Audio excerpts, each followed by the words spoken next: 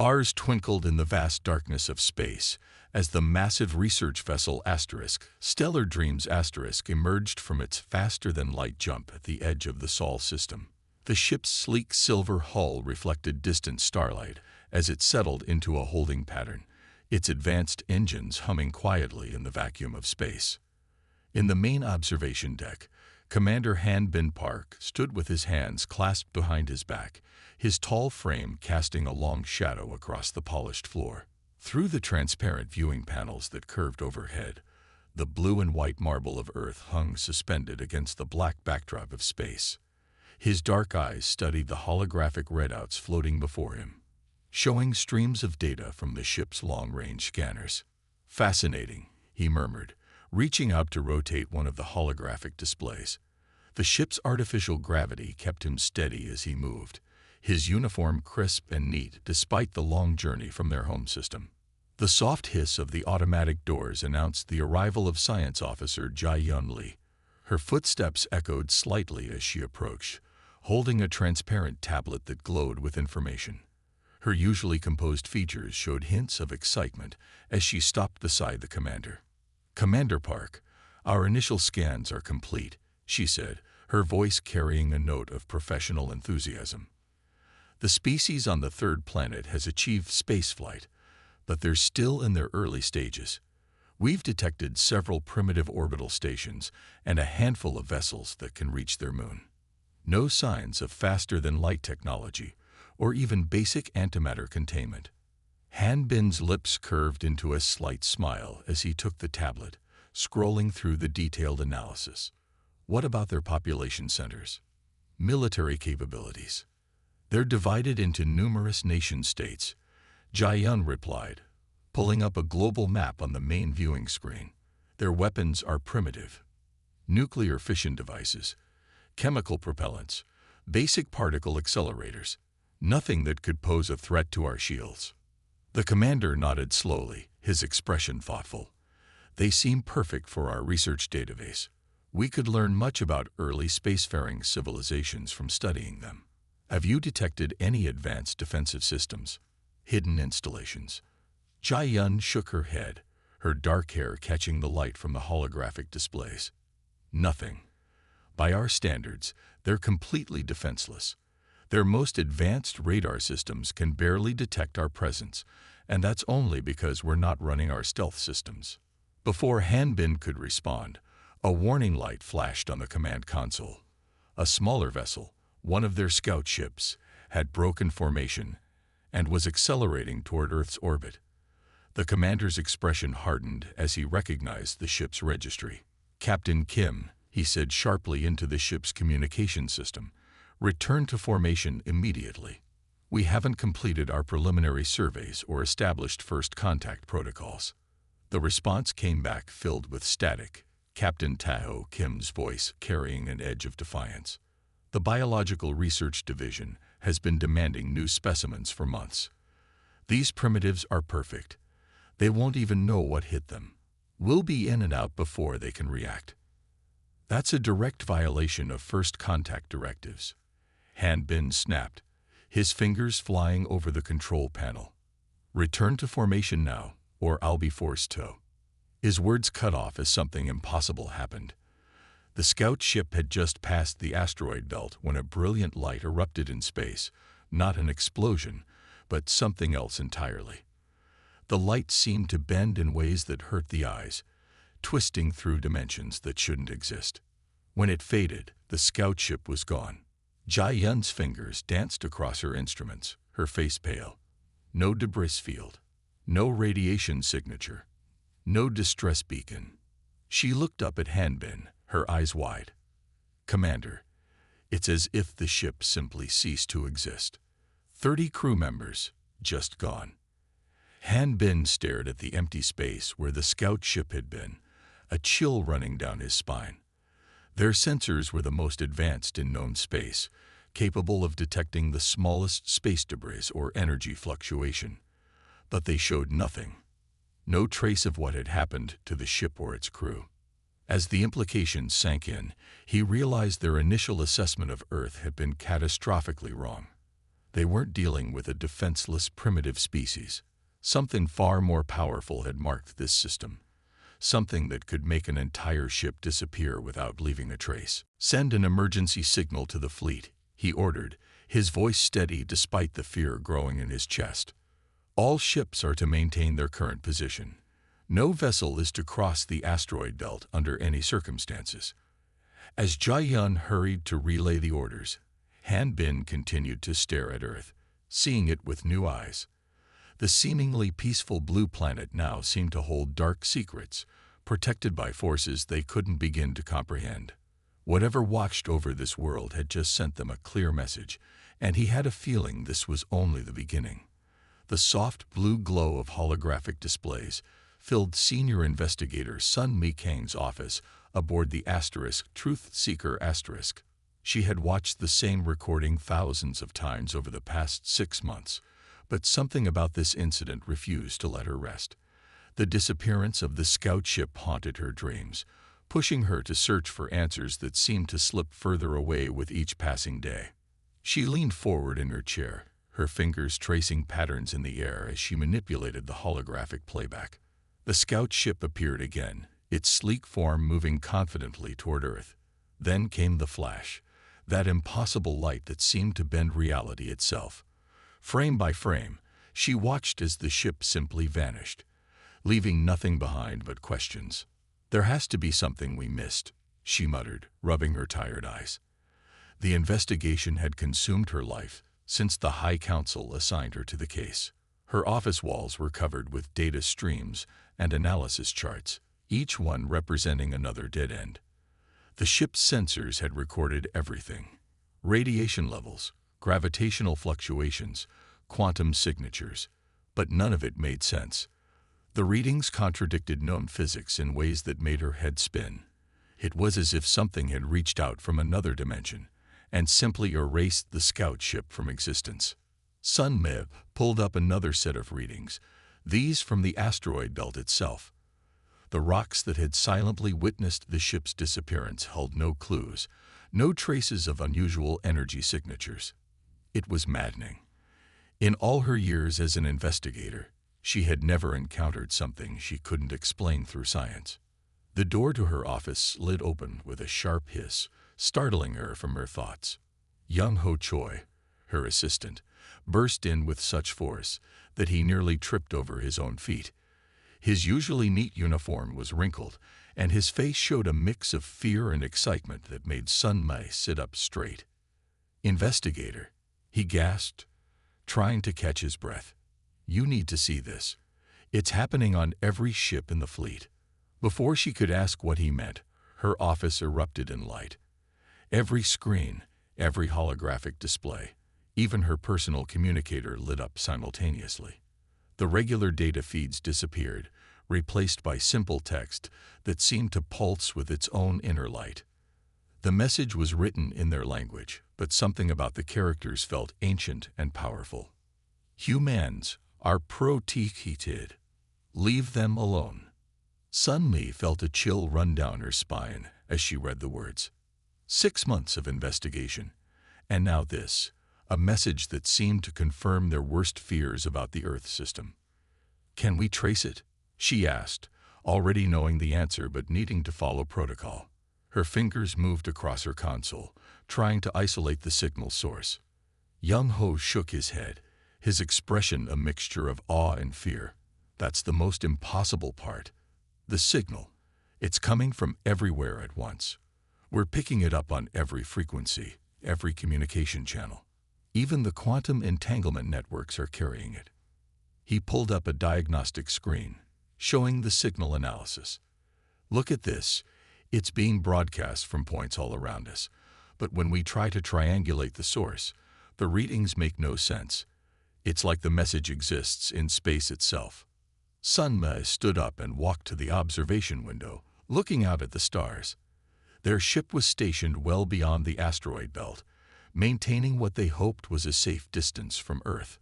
Other research vessels floated nearby, their lights twinkling against the darkness. "The technology required to do this," she said softly. "It's beyond anything we've ever encountered. beyond anything we thought possible. She turned back to Young-ho.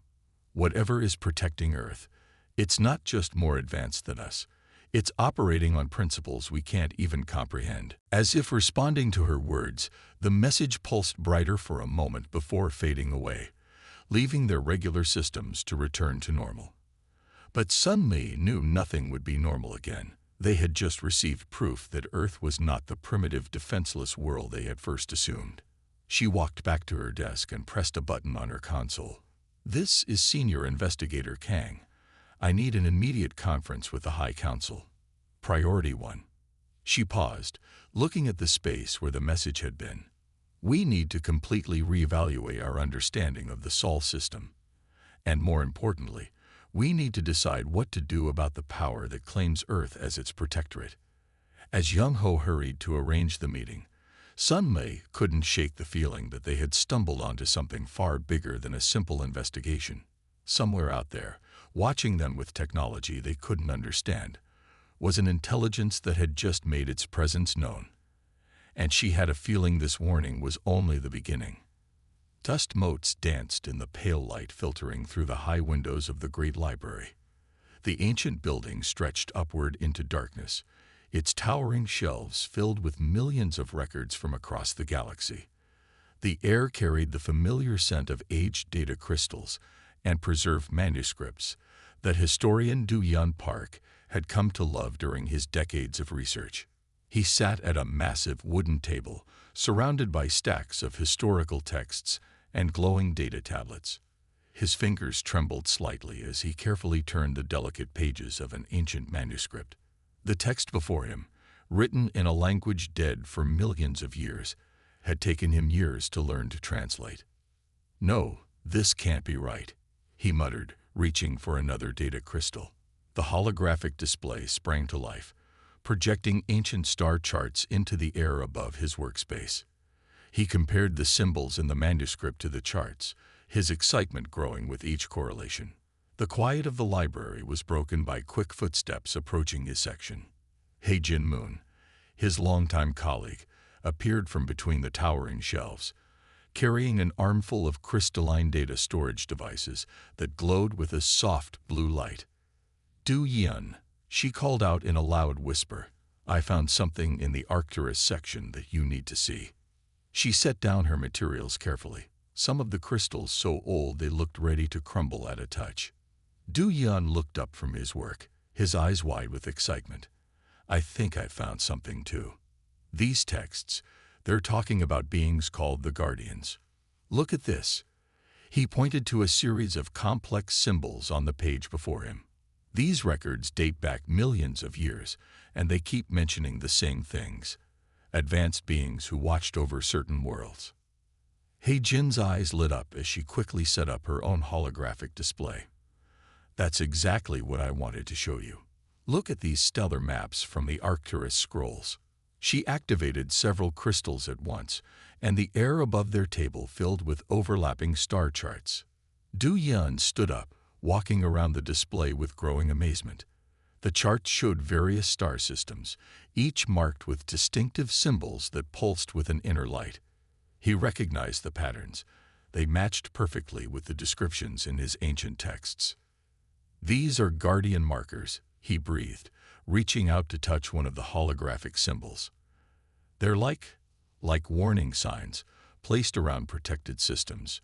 He turned to Hae-Jin, his voice dropping even lower. "And look where this one is."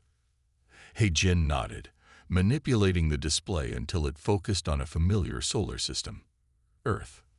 The markers around their system, they're identical to the ones described in the ancient records. The same symbols, the same configurations. They both stood in silence for a moment, letting the implications sink in. The mysterious force that had destroyed the scout ship and sent the warning message, it wasn't some unknown power.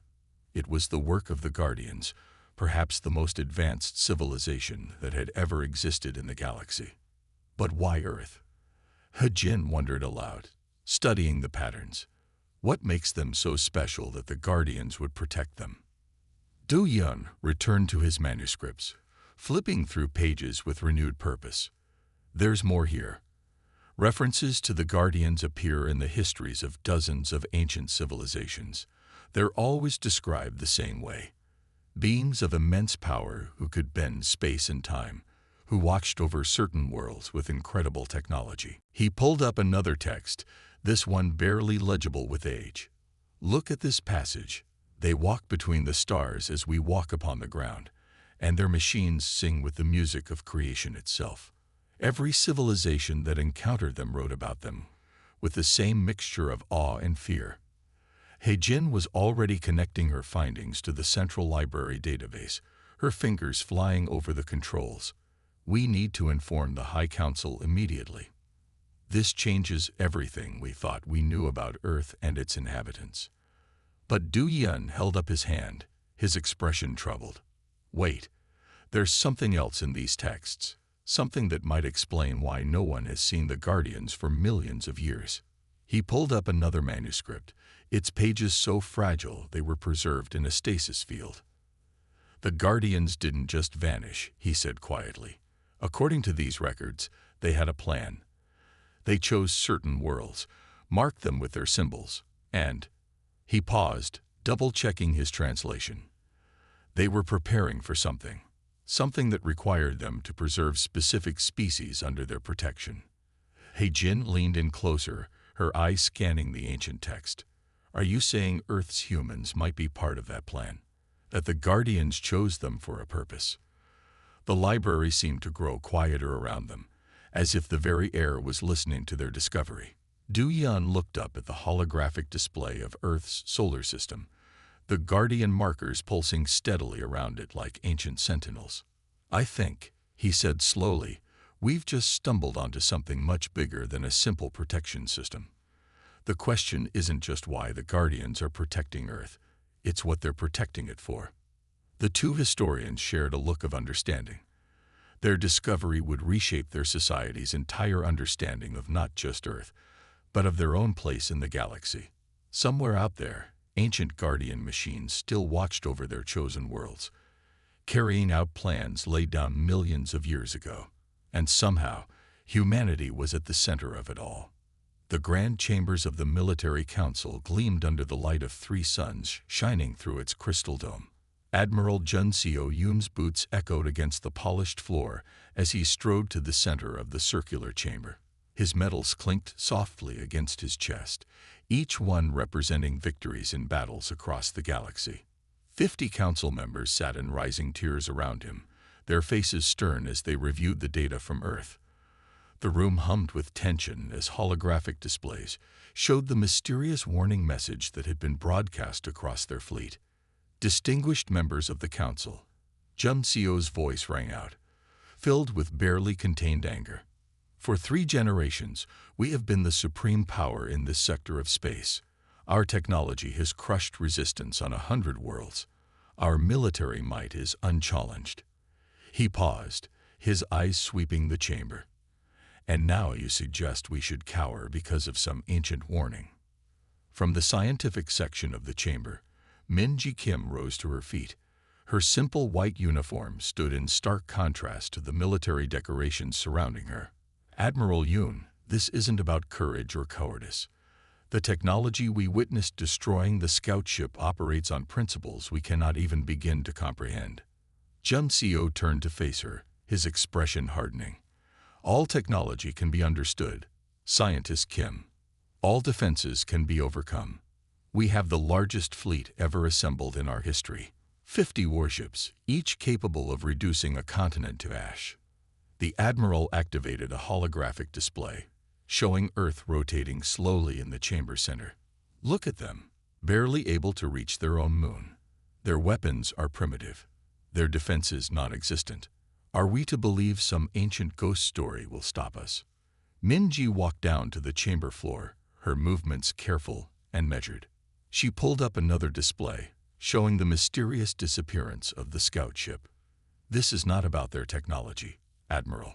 Something far more advanced is protecting them. The historical evidence suggests. Historical evidence. Jun Seo laughed sharply. Fairy tales about ancient guardians. Stories meant to frighten children. He turned back to the council members. While we debate, our competitors grow stronger. Earth's resources could fuel our expansion for centuries. Are we to surrender such a prize because of shadows? The chamber erupted in murmurs as council members debated among themselves. Juncio pressed his advantage, his voice rising. I propose an immediate military operation. My flagship, the Eternal Victory will lead our fleet into the system. We will show these mysterious guardians, if they even exist, the true meaning of power. Minji made one last attempt to reason with him. Admiral, please. The historical records are clear. Every civilization that has challenged the Guardian's warnings has vanished without a trace. We're not dealing with simple technology here. These beings had mastery over space and time itself. But Juncio was already turning away from her, his mind made up. I have 50 warships, Scientist Kim. The most powerful fleet ever assembled. What do these Guardians have? That's exactly what we don't know, Minji replied softly. But the Admiral was no longer listening. The Council voted, swayed by Juncio's confidence and the promise of Earth's resources. Within hours, preparations began. Ships were loaded with troops and weapons. Battle plans were drawn up, targeting Earth's major population centers. Minji watched from the observation deck as the massive fleet assembled in orbit. The Eternal Victory lived up to its name, a behemoth of a ship, its hull bristling with weapon systems that could reduce planets to rubble. Admiral Juncio stood on his flagship's bridge, watching with satisfaction as his fleet formed up around him. Each ship was a masterpiece of their military might, representing the peak of their civilization's achievement. As the fleet prepared to jump toward Earth, Minji sent one final message to the Admiral's ship. You're provoking forces we don't understand. Some warnings exist for a reason. Juncio read the message and smiled. He had built his career on ignoring warnings, on pushing beyond what others thought possible. With a gesture, he ordered the fleet to begin its advance toward Earth. The massive ships moved in perfect formation, their engines flaring against the darkness of space. To anyone watching, it would have seemed an unstoppable force, the pride of a mighty civilization going to war. But as Minji watched them disappear into faster-than-light travel, she couldn't shake the feeling that she was watching something else. 50 ships and their crews heading toward a destiny they couldn't begin to comprehend. The chambers emptied as council members returned to their duties, but Minji remained, staring at the space where the fleet had been. Someone had once warned the Admiral that pride went before destruction. She only hoped the price of this lesson wouldn't be too high. High above their homeworld, 50 ships carried thousands of crew members toward Earth, none of them knowing they were about to discover exactly why some warnings should be heeded and why some forces should remain unchallenged. The vast emptiness of space stretched before the fleet as they dropped out of faster-than-light travel at the edge of the Sol system. First Officer Hai-Jin Cho stood at her station aboard the flagship Eternal Victory monitoring the fleet's formation as they prepared to cross into Earth's territory. 50 warships moved in perfect harmony, their hulls gleaming under distant starlight. Each vessel was a masterpiece of military engineering, carrying enough firepower to reduce entire continents to ash. The sight would have struck fear into any civilization, but they weren't facing a civilization. All ships report ready, Admiral, Hai-Jin announced, her fingers dancing across the holographic controls. Formation is holding steady. Admiral Juncio Yoon stood at the command center, his face illuminated by the soft glow of tactical displays. Begin the advance. Standard combat speed. Let's show these Guardians what real power looks like. The fleet moved forward as one, crossing the invisible line where the scout ship had vanished months before. Hai-Jin felt her heart racing despite her years of combat experience. Something about this mission felt wrong. The first sign that something was different came from the sensor arrays. "Sir," called out the sensor officer, "we're picking up unusual energy readings. They're coming from everywhere." Before anyone could respond, space itself seemed to ripple. Hai-Jin watched in horror as the asterisk Brave Dawn asterisk, one of their most powerful destroyers, simply ceased to exist. There was no explosion, no debris field. The ship was there one moment, and gone the next, taking its crew of 300 with it. Status report, Jun Seo demanded, but more ships were already disappearing. The asterisk Star Crusher asterisk, the asterisk Vengeance asterisk, the asterisk Iron Will asterisk. One after another, they vanished like they had never existed. Hai-Jin's hands shook as she tried to maintain communication with the remaining ships. We're losing vessels faster than I can track them. Sir, whatever's doing this, it's not any weapon we've ever encountered. The space around their fleet had come alive with impossible energies. Points of light that hurt to look at appeared and disappeared, each one marking the location where another ship vanished. The tactical display showed their proud fleet being erased from existence ship by ship. Launch all fighters, Jun Seo ordered, his voice tight with fury and fear. Full power to weapons. Fire on any energy signature you detect. But their weapons found no targets. The fighters they launched disappeared as quickly as the capital ships. Energy beams fired into empty space passed through the points of light without effect. Through the bridge viewport, Hai-Jin watched as the massive dreadnought asterisk Mountain's Fury asterisk tried to turn and retreat. Space seemed to fold around it like paper, and then it was gone. 5,000 crew members erased in an instant. Sir, she said, her voice barely a whisper, we've lost 38 ships. Whatever this is, we can't fight it. Jun Seo stood frozen, watching his mighty fleet being dismantled like toys. His face had gone pale, the confidence replaced by naked terror. Full retreat, he finally ordered, his voice cracking. Get us out of here. All surviving ships, emergency jump to safe coordinates. Hai-Jin's fingers flew across her console, transmitting the retreat orders. But more ships vanished even as they tried to escape. The asterisk Eternal Victory asterisk shuddered as reality itself seemed to twist around them. Jump drive charging, the engineering officer shouted. 30 seconds to emergency jump. Those 30 seconds felt like an eternity. Hai-Jin counted the surviving ships on her display, watching the number drop with each passing moment. 47 gone. 48. 49.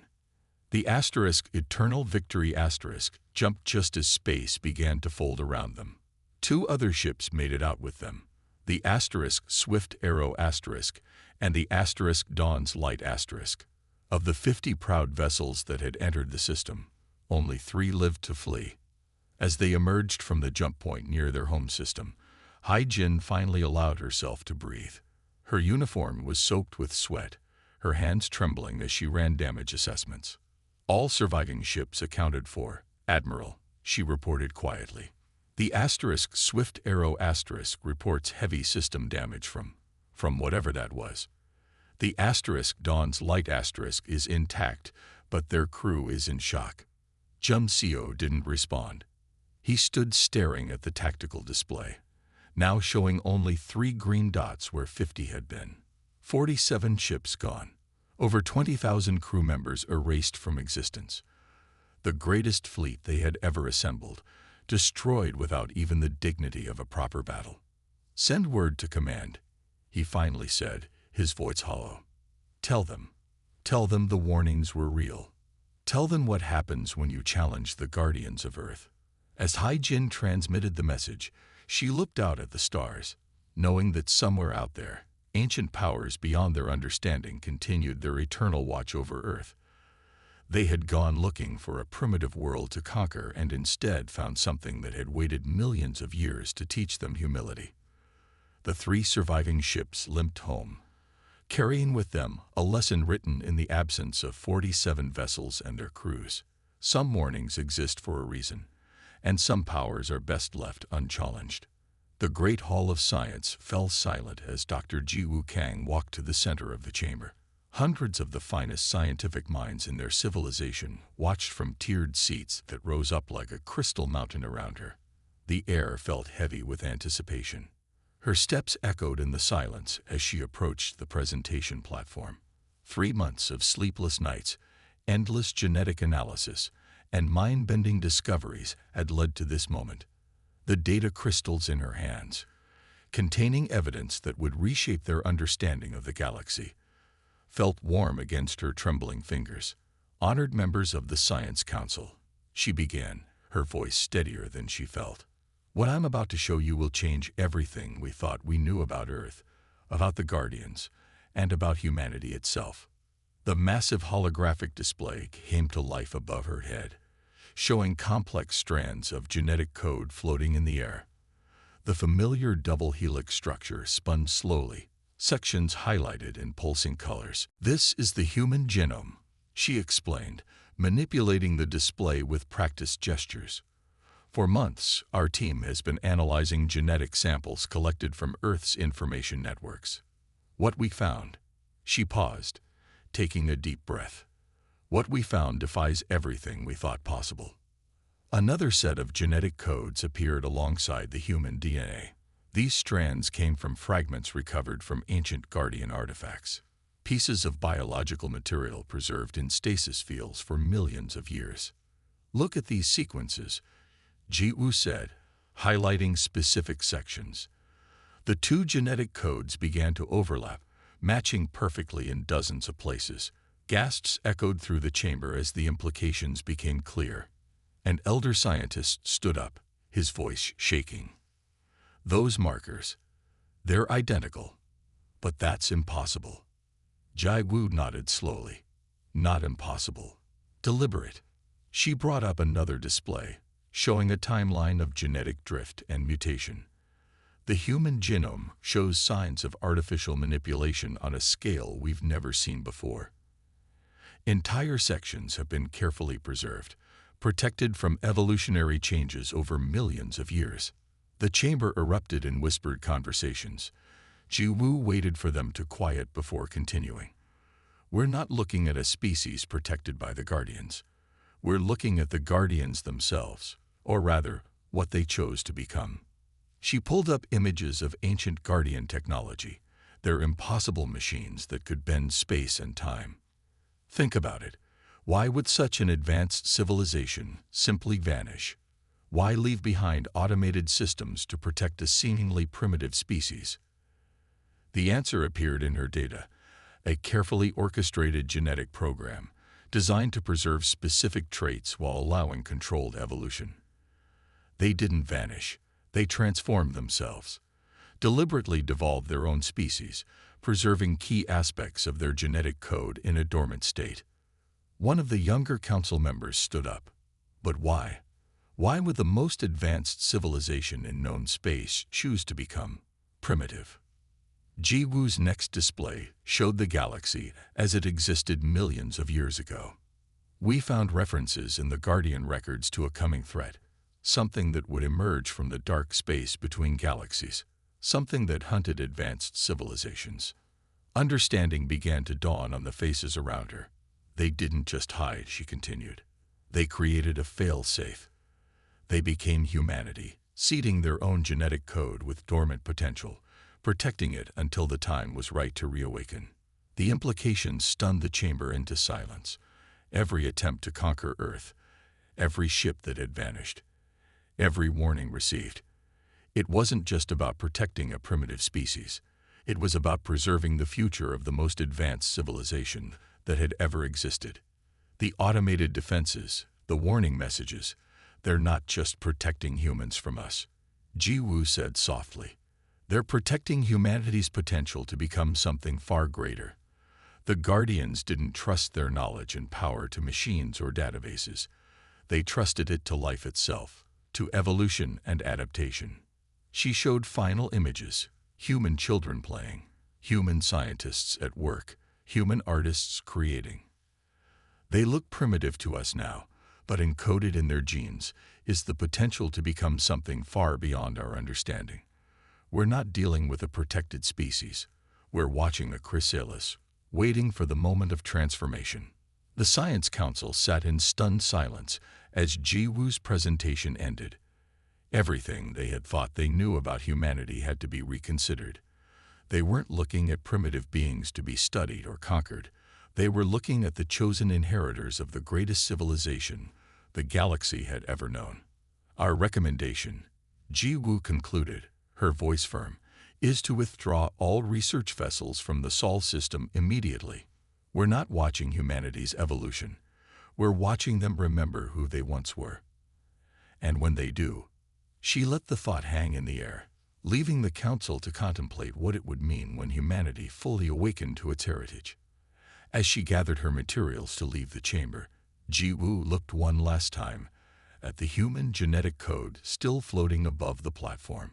Somewhere in those elegant spirals lay the future of not just humanity, but perhaps the galaxy itself.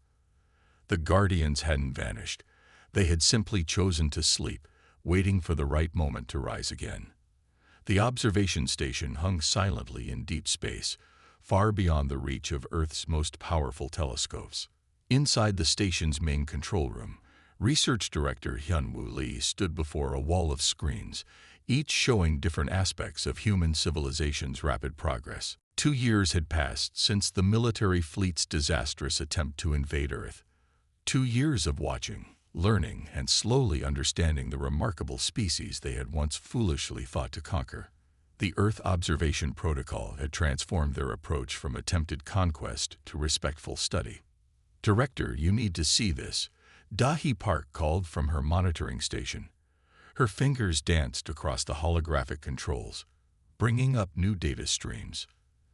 "They've just achieved another breakthrough in quantum computing. The advancement rate it's unprecedented." Hyun-Woo walked over to her station, his eyes scanning the data with growing amazement. On the screens before them, human scientists celebrated their latest achievement. Their primitive-looking computers had just solved a problem that should have been centuries beyond their capability. "Compare this to their technological level just 5 years ago," Dahi said, pulling up historical data. The advancement curve rose sharply, almost vertically. "No species we've ever encountered has progressed this quickly. It's like they're remembering." Hyun-Woo finished softly. "Not learning, but remembering skills their ancestors once possessed." They watched as another screen showed a human space launch, the rocket rising gracefully through Earth's atmosphere, primitive by their standards, yet achieving more with less than should have been possible. The humans had gone from their first powered flight to landing on their moon in less than 70 years, a pace that defied normal technological development curves. "Look at this pattern," Hyun-Woo said, gesturing to various screens. "Their art shows concepts their current science can't explain. Their children dream of impossible machines that their ancestors once built. Their fiction speaks of powers they don't yet possess but somehow understand." Dahi nodded, pulling up more data streams. "Their scientific theories are beginning to touch on principles the Guardians once mastered. Some of their physicists are proposing ideas that—" She paused, studying the equations. "These shouldn't be possible without advanced quantum computers, and yet they're working them out with primitive tools." On another screen, human children played in a park. Hyun-Woo watched them with newfound wonder, knowing that in their genes lay the potential for powers that had once shaped the galaxy. The Guardian artifacts they had discovered now seemed less like relics and more like guideposts, left behind to help humanity remember its true nature. "New data from the Cultural Analysis Team," Dahi announced, reading from an incoming report. "Their myths and legends, stories they think they invented, match historical records of actual Guardian achievements. It's like their ancestral memory bleeds through in their storytelling." Hyun-Woo smiled as they observed another successful space launch. "We thought we were studying primitive beings," he said quietly. "Instead, we're witnessing something unprecedented in galactic history, a great civilization's planned rebirth." The observation station's sensors detected another quantum leap in human communications technology. Somewhere on Earth, someone had accidentally stumbled upon principles that their ancestors had once mastered. The ancient Guardian defense systems continued their silent watch, protecting humanity until they were ready to reclaim their heritage. "Do you ever wonder," Dahi asked, "what will happen when they fully awaken, when they remember everything?" Hyun-Woo watched the screens thoughtfully. The Guardians were the most advanced civilization ever known. They reshaped stars, walked through time, and understood the deepest mysteries of existence. And they chose to become human, knowing they would eventually remember who they were. A proximity alarm sounded. Another research vessel had strayed too close to the Guardian defense perimeter. They watched as the ancient warning appeared again, glowing in the darkness of space. Humans are off limits. We don't harm them. The message seemed different now, less a threat and more a promise. The Guardians hadn't just been protecting humanity from others. They had been protecting humanity's potential to reclaim its birthright. As they continued their observations from afar, Hyunwoo and his team documented humanity's exponential growth with a mixture of awe and anticipation. Each breakthrough, each innovation, brought humanity one step closer to remembering its true nature. Still, the galaxy would never be the same once humanity fully awakened. But for now, they slept, protected by systems their ancestors had built, while ancient machines kept their vigil. And in research stations hidden in the darkness of space, observers watched with growing wonder as the children of the Guardians began their long journey home. Somewhere in Earth's genetic code, millions of years of knowledge waited to be remembered. And when that remembering finally came, the galaxy would witness the rebirth of the greatest civilization it had ever known.